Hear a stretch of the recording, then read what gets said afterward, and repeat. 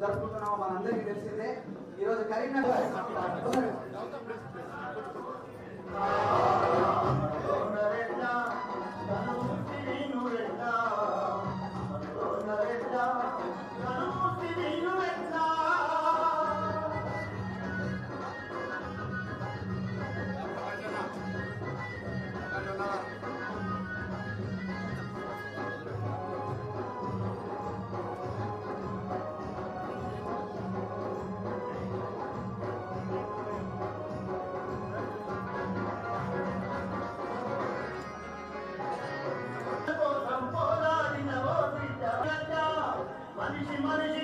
వినతి పత్రాన్ని కూడా వారికి సమర్పించడం జరిగింది.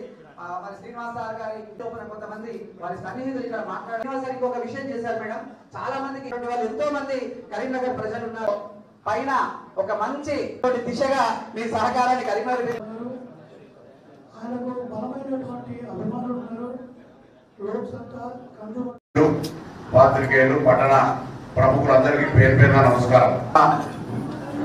యూనియన్ బ్యాంక్ ఉద్యోగిగానే కాకుండా ఆనాడు లోక్సత్తా న్యాయం కొరకు అన్యాయం మీద పోరాటం చేస్తూ వినియోగదారుల హక్కుల కోసం నిరంతరం తప్పిస్తూ సమాచార హక్కు ద్వారా అవినీతికి వ్యతిరేకంగా పోరాడుతూ ఆనాడు ఈ జిల్లాకు రాజకీయాల్లో ఒక భీష్ముడి లాగా జిల్లా అభివృద్ధికి అనేక సందర్భాల్లో కృషి చేసేటువంటి మాజీ జిల్లా పరిషత్ చైర్మన్ గా, మాజీ రాష్ట్ర మంత్రిగా, పార్లమెంట్ సభ్యుడిగా ఉన్న చొక్కారావు గారి దగ్గర ఇద్దరు కూడా అనేక సందర్భాల్లో గంటల తర్వాత దినాలు మార్నింగ్ వెళ్తే ఈవినింగ్ దాకా అనేక సందర్భాల్లో అనేక అంశాలను చర్చ చేసే సందర్భంలో సీనన్న గారి సాన్నిధ్యము, ఆనాడు విద్యార్థి నాయకుడిగా 87లో ఎస్ఆర్ఆర్ డిగ్రీ కాలేజ్ చదివిన తర్వాత అధ్యక్షుడు అయిన తర్వాత పెద్దల చొక్కారావు గారితో ఒక అటాచ్మెంట్, అదేవిధంగా వెంకటస్వామి గారితో సత్యనారాయణ గారితో ఉన్న చొక్కారావు గారి దగ్గర ఒక ఆత్మగా పెరిగి మరి ఆ సందర్భంలో సీనన్న మేము కలిసి అనేకమైనటువంటి మాకు ఇవ్వడంలో జ్ఞాపకం ఉంది. ఆనాడు రాజేగావ్ సిద్ధి మహారాష్ట్రలో ఉన్నటువంటి అక్కడికి కూడా వెళ్ళి మరి మేము అక్కడ పడేటువంటి వాటర్ షెడ్ ప్రోగ్రామ్ మీద కూడా ఆ రోజు చూసి రావడం జరిగింది. అంటే ఎప్పుడు కూడా భవిష్యత్తుకు సంబంధించి నీతి నిజాయితీకి మారుపేరుగా ఒకవైపు మరొక వైపు ఫిలిం సొసైటీ లాంటి ఒక స్వచ్ఛంద సంస్థల ద్వారా కళాకారులను ప్రోత్సహించేటువంటి కార్యక్రమం తీసుకుంటూనే నిజాయితీగా వినియోగదారుడికి ఇబ్బంది కలగద్దు, ఎప్పుడైనా మోసపోతే కన్స్యూమర్ ఫోరం ద్వారా అన్న పేరే లోక్సత్తా నాయకుడిగా, కన్స్యూమర్ ఫోరం నాయకుడిగా, రైట్ ఇన్ఫర్మేషన్ నాయకుడిగా, ఇటు ఫిలిం సొసైటీలో ఒక వ్యవస్థాపకుడిగా ఈ సంస్థ అభివృద్ధికి కారణంగా ఇలా అనేక రకమాలుగా ఒక సామాజిక స్పృహతోటి తన ఆలోచన అందరూ కూడా పుట్టిన వాళ్ళందరూ అన్ని రకాల కార్యక్రమాలు చేయలేరు. ఎవరో ఒక రంగంలో ఎవరో ఒక కార్యక్రమంలో వాళ్ళు ముందుకు పోయేటువంటి సందర్భంలో ఇటువంటి అన్ని 5-6 అంశాల్లో తనకంటూ ఒక ప్రత్యేక గుర్తింపు తెచ్చుకున్న శ్రీనన్న గారు మరి ఇంట్లో వదిన గారి సపోర్టు, 2 పిల్లలు చదువుకుంటూ విదేశాల్లో ఉండే సందర్భంలో కూడా అనేక సార్లు వారి ఇంటికి వెళ్ళడం కానీ లేదా ఇతరత్ర అనేక సందర్భాల్లో మరి రాష్ట్ర ఇండస్ట్రీ అధ్యక్షుడిగా అంతకుముందు చాలా సందర్భాల్లో కలవడం జరిగింది.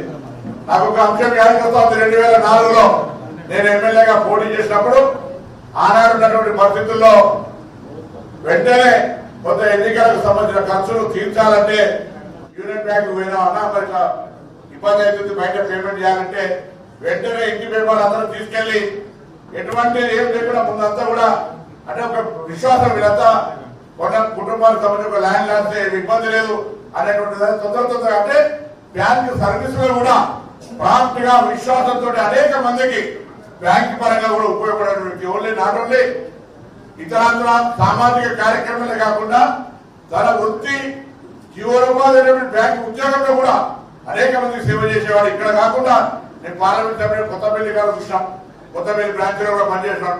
అనేక మంది ఉపాధి అవకాశాలు, నిరుద్యోగులకు ప్రత్యేకమైనటువంటి పథకాలు ఇచ్చి బ్యాంకులో స్కీమ్స్ ఇచ్చి వాళ్ళకు లోనింగ్ చేయించే విధంగా పేపర్ వర్క్ అంతా కూడా తనే టేబుల్ తిరిగి చేసేటువంటి వాడు. ఆ రోజు కూడా మాకు లోన్ తీసుకొని అప్పుడున్నటువంటి అన్ని క్లియర్ చేసుకొని దాని తర్వాత మళ్ళీ ఎక్కడ కూడా అంటే నిబద్ధత, ఒక పారదర్శకత ఇలా చొక్కాల దగ్గర పెరిగి జిల్లాలో కూడా ఇవ్వడానికి కూడా ఒక నీతి నిజాయితీగా పారదర్శకంగా ఆహార్నిశలు శ్రేమపడేటువంటి మనస్తత్వాన్ని నేర్చుకోగలిగిన ఆ సందర్భంలో శ్రీనన్న గారి దగ్గర కూడా అనేక మంచి విషయాలను నేర్చుకుని ఇలా ఒక కష్టపడి పనిచేసే విధంగా ముందుకు పోయేటువంటి ప్రయత్నం చేస్తా ఉన్నాం. తప్పకుండా రాజకీయ జీవితంలో చొక్కారావు గారు ఏ విధంగా మర్చిపోలేమో అదేవిధంగా శ్రీనన్న యొక్క సహవాసం కూడా చొక్కారావు గారి దగ్గర అనేక సందర్భాలు అనేక సంవత్సరాలు ఒకటి రోజు కాదు అనేక ఏళ్ల తరబడి సహవాసం చేసేటువంటి అవకాశం దొరికింది. అందుకే ఇవాళ నిబద్ధతతోటి ఎవరితోటి ఒక ఆరోపణ కానీ ఎటువంటి విమర్శ కూడా పడేటువంటి అవకాశం లేకుండా మరి బాధ్యతలు ఇవ్వే సందర్భాల్లో అనేక సందర్భాల్లో ప్రజలు అవకాశం ఆశీర్వదం ఇస్తా ఉన్నారు. తప్పకుండా జిల్లా అభివృద్ధి కానీ వారిద్దరు ఇచ్చిన స్ఫూర్తి రోజు కాదు అనేక ఏళ్ల తరబడి సహవాసం చేసేటువంటి అవకాశం దొరికింది. అందుకే ఇవాళ నిబద్ధతతోటి ఎవరితోటి ఒక ఆరోపణ కానీ ఎటువంటి విమర్శ కూడా పడేటువంటి అవకాశం లేకుండా మరి బాధ్యతలు ఇవ్వే సందర్భాల్లో అనేక సందర్భాల్లో ప్రజలు అవకాశం ఆశీర్వదం ఇస్తా ఉన్నారు. తప్పకుండా జిల్లా అభివృద్ధి కానీ వారిద్దరు ఇచ్చిన స్ఫూర్తి నీతి నిజాయితీగా తీసుకొని ప్రజల యొక్క అంశాలు సౌకర్యాలను తీసుకునేటువంటి ఒక ప్రయత్నం చేస్తాం. బాధ్యత విద్య కావచ్చు, వైద్యం కావచ్చు, వ్యవసాయం కావచ్చు, లేదా ఉపాధి అవకాశాలు కావచ్చు, సంక్షేమ రంగం కావచ్చు, ఏది వదిలిపెట్టకుండా అన్ని రకాల ఈ జిల్లా అభివృద్ధి లోపల వారి శిష్యుడిగా చొక్కారావు గారి శిష్యుడిగా శ్రీనన్నకు సంబంధించినటువంటి చొక్కారావు గారి దగ్గర ఒక సహవాసంతో నేర్చుకున్న మంచిని ప్రజలకు ఉపయోగపడే విధంగా చేస్తారని మనం పరిగెడుతూ వారి కుటుంబ సహచరునిగా మరి శ్రీనన్న బయట తిరుగుతూ ఉంటే ఇలా చూస్తూ ఉంటాం. పొలిటీషియన్ వైఫ్ కానీ లేకపోతే పోలీసుల వీళ్ళందరూ కూడా సమాజంలో తిరుగుతూ ఉంటుంటే ఇట్లా వాళ్ళ సహకారం లేకపోతే సాధ్యం కాదు. ఆ విధంగా చేసే సందర్భంలో మీరు పిల్లలను చదివించి ప్రయోజకులుగా చేసే సందర్భంలో మీ అందరూ కూడా హృదయపూర్వకంగా అభినందనలు తెలియజేస్తారు. ఎందుకంటే అందుకే శ్రీనన్న గారి విగ్రహాన్ని మీరే ఆవిష్కరిస్తే బాగుంటుందనే ఆలోచనతో నన్ను ఆవిష్కర్తగా పేరు పెట్టినా మీ చేతుల మీద చేస్తే తన కూడా ఆత్మ శాంతి చేకూరుతుంది. నేను కూడా నాకు అర్హత ఉన్న చొక్కారావు గారి శిష్యుడిగా శ్రీనన్నతో అనేక సందర్భాలు సహవాసం నాకు మంచిని నేర్చుకునే అవకాశం ఉన్నప్పటికీ కూడా కుటుంబ అర్ధాంగిగా సత్యమనిగా మీరు చేస్తే బాగుంటుంది అనేటువంటి ఆలోచనతో మీతో చేయించడం జరిగింది.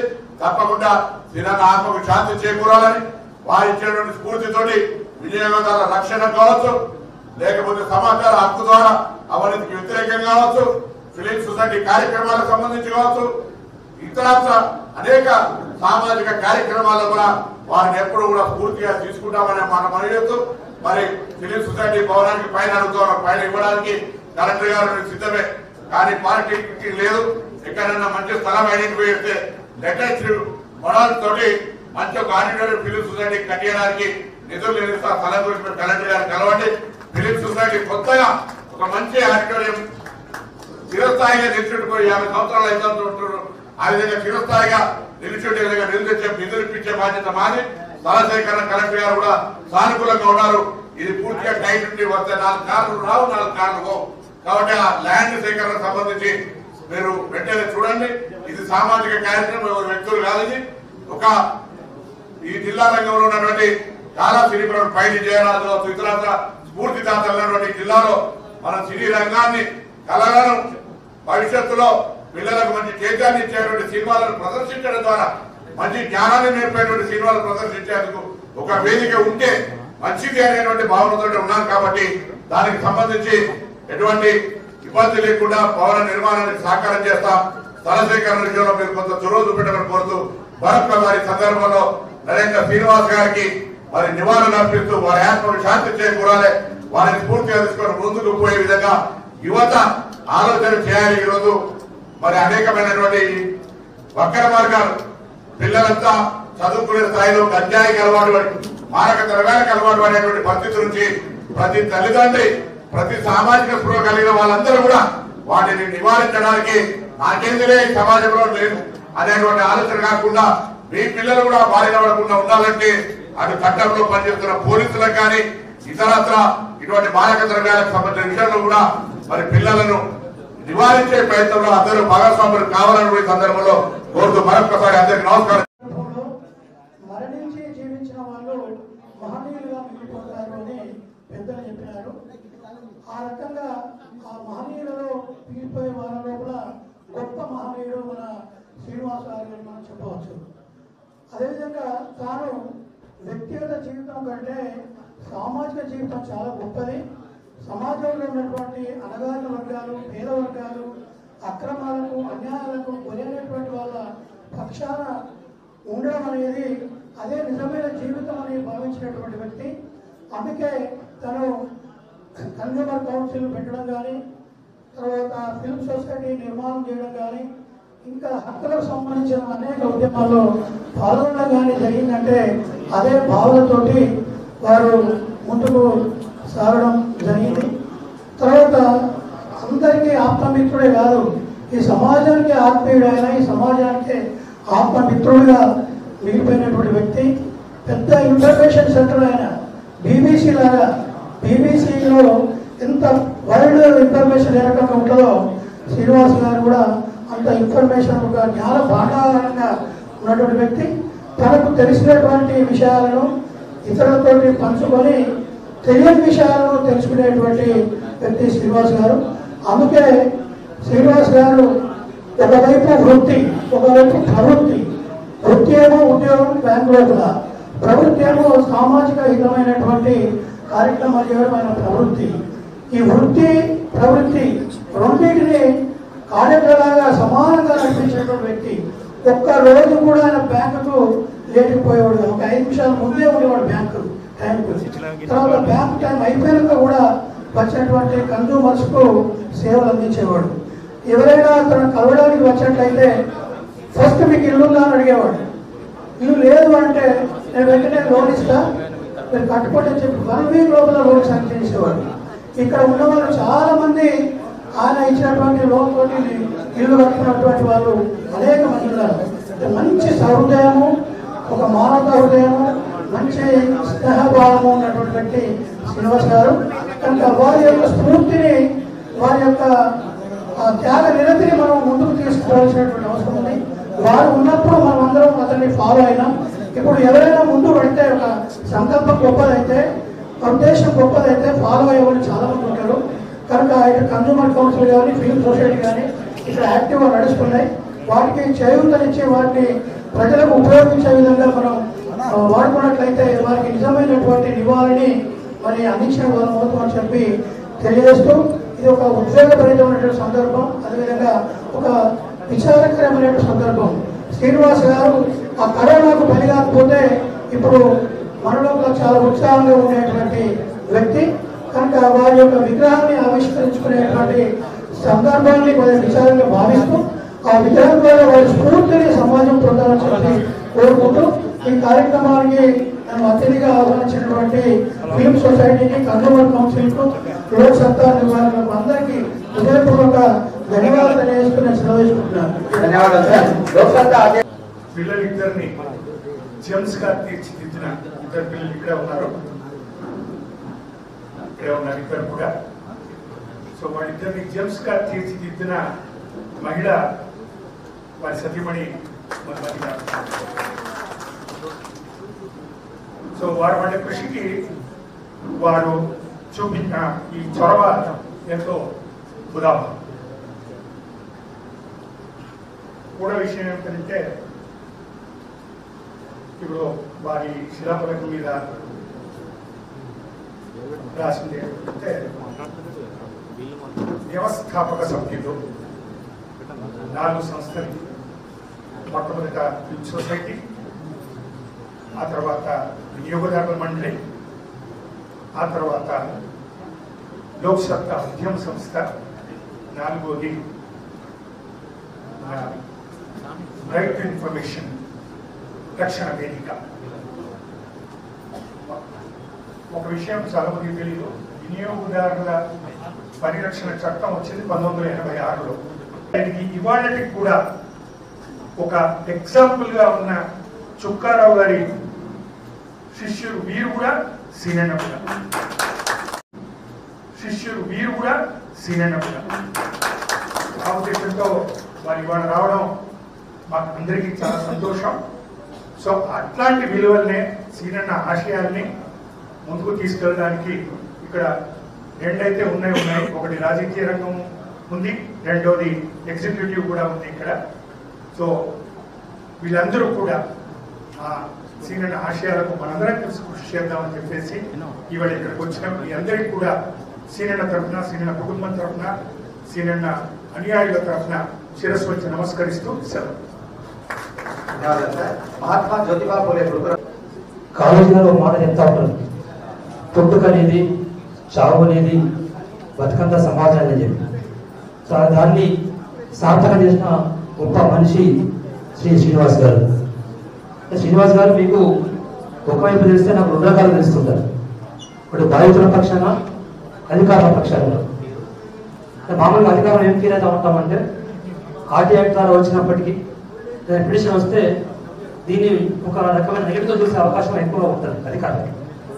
కానీ శ్రీనివాస్ గారు మాట్లాడారు, శ్రీనివాస్ గారు చెప్పారు అంటే మీరు 100% నిజం ఉందని చెప్పి ప్రతి ఒక్క అధికారి నమ్మే పరిస్థితి ఉండేది.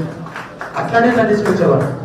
కానీ మీరు అందరూ చూసాం, ఆర్టీ అనగానే ఒక రకమైన వ్యవస్థ, నీటి వ్యవస్థలో ఉంటుంది అనే భావన అందరికీ ఉంటుంది. ఇలా కరిసిమల పూర్వం అనగానే ఇంకో రకమైన భావన అందరికీ ఉంటుంది.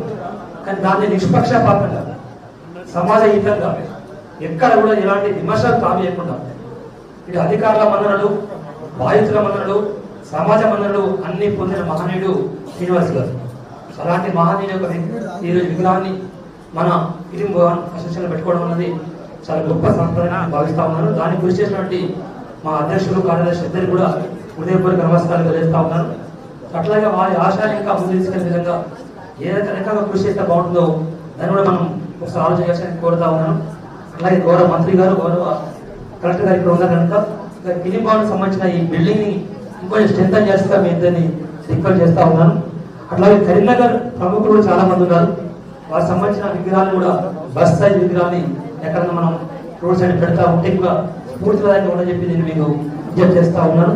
ఇంత చక్కటి కార్యక్రమానికి నన్ను ఆహ్వానించినటువంటి ఫిలిం భవన్ సొసైటీ అధ్యక్ష కార్యదర్శికి మరోసారి ధన్యవాదాలు. Thank you. జై ఆశయాలతో బాగా దగ్గరి సన్నిహితం ఉన్నటువంటి వ్యక్తి మరి రాష్ట్ర ప్రభాకర్ గారిని వారి ముఖ్య అతిథిగా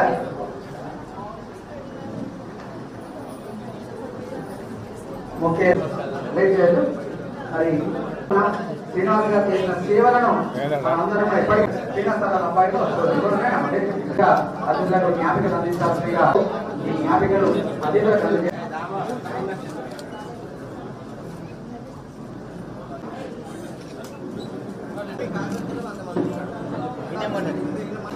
ఇదే స్కూల్